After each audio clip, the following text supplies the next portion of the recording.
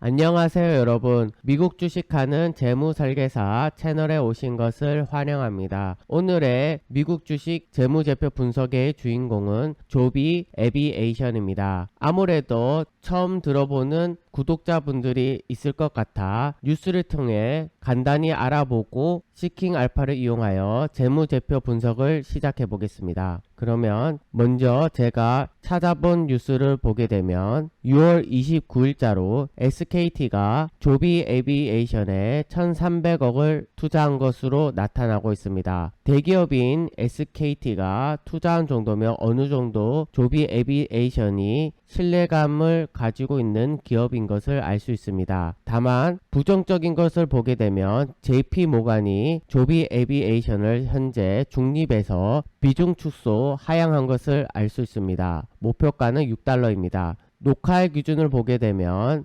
8.26달러로 목표가를 많이 낮춘 것을 알 수 있습니다. 개인적 생각으로는 단기간에 기대로 인하여 급등한 나머지 JP모건도 비중 축소로 하향한 것 같습니다. 그리고 밑에 조비 에비에이션의 시험 모델 비행도 나서는 것을 알 수 있습니다. 그 밑에 보게 되시면 언제 비행 택시가 상용화되는지 저도 궁금한데요. 뉴스를 통해 보게 되시면 미국에서는 늦어도 2028년도에는 운행할 수 있도록 방침을 발표했답니다. 그리고 지금부터 2년 뒤인 2025년도에는 제한적으로 운영을 허용할 예정이라고 합니다. 아직까지 제가 알기로는 비행 택시의 선두주자는 조비 에비에이션이기 때문에 제일 먼저 운영하지 않을까 개인적인 기대를 갖고 있습니다. 그러면 이렇게 기대가 되는 조비 에비에이션에 대해서 시킹 알파로 다시 돌아가서 재무제표 분석을 해보겠습니다.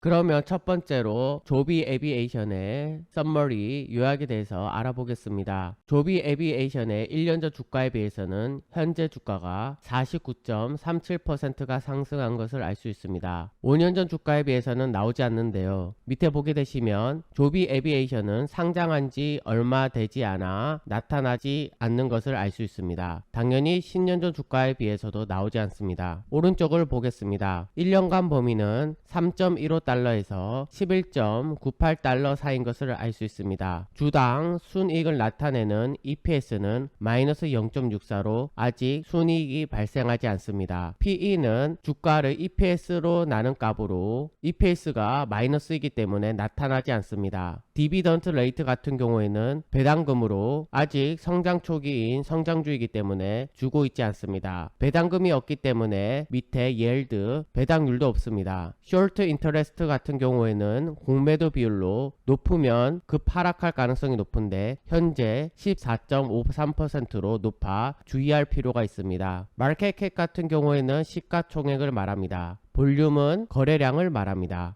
옆에 레이팅 서머리를 보겠습니다. 레이팅 서머리는 다양한 전문가가 매긴 점수를 나타내는 곳입니다. 밑에 SA 애널리스트 같은 경우에는 시킹 알파와 연결된 준 전문가로 바이 매수 의견을 주고 있습니다. 월스트리트는 우리가 아는 월가로 홀드 보유 의견을 주고 있습니다. 퀀트는 시킹 알파에서만 나오는 점수인데요. 밑에 팩터 그레이드를 종합 점수 한 값입니다. 퀀트도 홀드로 보유 의견을 주고 있습니다. 밑에 팩터 그레이드를 세부적으로 보게 되시면 PER이나 PSR, PEs 등을 나타내는 밸류에이션은 F로 제일 낮은 점수를 받고 있습니다. 성장률을 나타내는 그로스는 C-로 보통 점수입니다. Profitability도 수익률인데 D-로 낮은 점수입니다. 다만 모멘텀, 최근 추세와 리비전, 전문가들의 전망은 좋은 점수를 받고 있습니다. 밑에 컨트 레이팅을 보겠습니다. 컨트 레이팅을 보게 되시면 조비 에비에이션은 산업재 중에 항공 쪽에 속한 것을 알 수 있습니다. 그리고 전체 중에 등수는 4677개 중에 857등으로 상위 20% 안에 드는 것을 알 수 있습니다. 그리고 옆에 애널리스트 전문가들 평가를 보면 아직 매출도 없는 기업인데 많은 전문가들이 홀드나 매수, 강력 매수 등을 주고 있어 제가 생각하는 것보다는 좋은 점수를 주고 있는 것을 알 수 있습니다. 아무래도 도심 항공에 대한 전문가들이 기대감이 높은 것을 알 수 있습니다.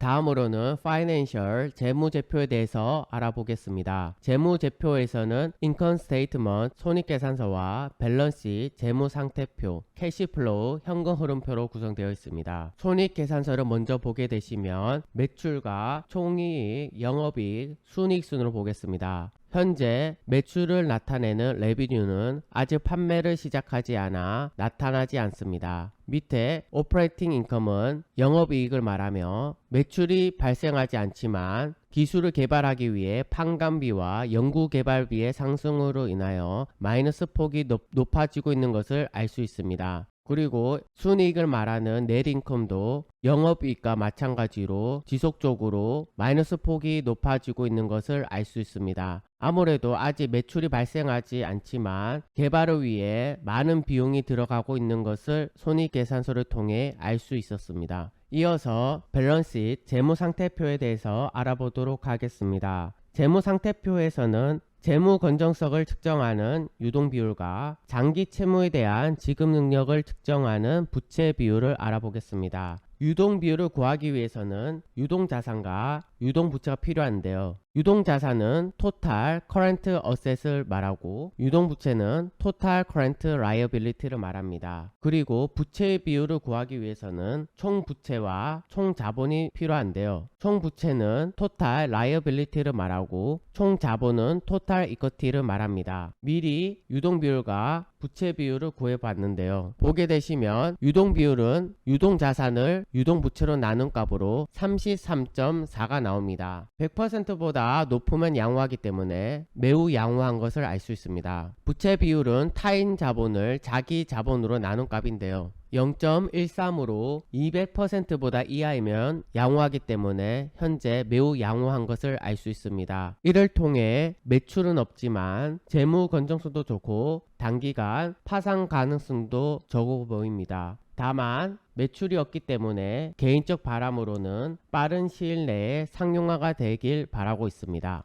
다음으로는 밸류에이션 가치에 대해서 알아보도록 하겠습니다. 종합점수는 F로 제일 낮습니다. 밑에 세부적으로 보게 될 때도 아직 매출도 발생하지 않아 PSR도 나타나지 않고 있고 순이익도 발생하지 않아 PE나 PEG도 발생하지 않습니다. 다른 수치들도 아직 매출이나 이익이 발생하지 않아 나타나지 않고 있습니다. 이어서 성장률을 보겠습니다. 성장률의 종합 점수는 C-로 보통 점수입니다. 다만 밑에 보게 되실 때 매출이나 세전영업이익 등 모든 수치가 나타나지 않고 있습니다. 아직 판매를 시작하지 않았기 때문입니다. 개인적으로는 종합점수 C-가 잘못 나오지 않았나 생각하고 있습니다. 수익률에 대해서 알아보겠습니다. 수익률의 종합점수는 D-로 낮은 점수입니다. 밑에 보게 되시면 총이익, 세전영업이익, 순이익의 마진은 나타나지 않고 있습니다. 다만 밑에 자기 자본 이익률을 나타내는 Return on Equity는 D로 낮은 점수를 나타나고 있습니다. 같은 섹터는 13.65%로 플러스인 반면 조비 에비에이션은 마이너스 26.49%로 적자를 나타내고 있습니다. 다음으로는 모멘텀 추세에 대해서 알아보도록 하겠습니다. 조비 에비에이션은 최근에 급등으로 인하여 모멘텀의 종합점수는 A뿔로 좋은 점수를 맞고 있습니다. 밑에 퍼포먼스를 보게 되셔도 3개월, 6개월, 9개월, 1년간 추세는 모두 다 A뿔로 좋은 점수를 맞고 있습니다. 밑에 보게 되시면 S&P 500은 지난 1년간 13.44%가 상승한 반면 조비 에비에이션은 49.37%가 상승하여 더 큰 수익을 얻었습니다. 제일 밑에 RSI를 보게 되시면 현재 수치는 46을 나타내고 있습니다. 참고로 RSI는 단기적으로 매수 또는 매도할 때 많이 보는 차트입니다. 70에 가까울수록 과매수되어 다음에 떨어질 확률이 높고 30에 가까울수록 과매도되어 다음에 오를 확률이 높습니다. 현재 촬영일 기준으로는 46으로 중간 위치에 있습니다. 그러면 현재 주식을 보유하고 수치가 조금 떨어졌을 때 매수하는 것이 좋을 것으로 판단되고 있습니다. 마지막으로 EPS 전망치와 매출의 전망치를 통해 주가의 전망을 알아보려고 했는데요. 아직 시킹 알파에서는 나타나지 않아 알아볼 수 없었습니다. 개인적으로 아쉽지만 나중에 나오게 되면 추가적으로 제가 운영하는 블로그에 올려드릴 수 있도록 하겠습니다. 제가 운영하는 블로그는 유튜브에 보게 되시면 링크가 걸려 있는데요. 그쪽으로 보게 되시면 유튜브에서도 보지 못한 다양한 미국 주식에 관련된 재무제표를 볼 수 있습니다. 많은 분들이 제 블로그를 통해 도움을 받으셨으면 좋겠습니다. 그러면 오늘도 끝까지 시청해 주신 구독자 여러분들께 대단히 감사합니다. 좋아요와 구독으로 저에게 힘을 주시면 더욱더 감사하겠습니다.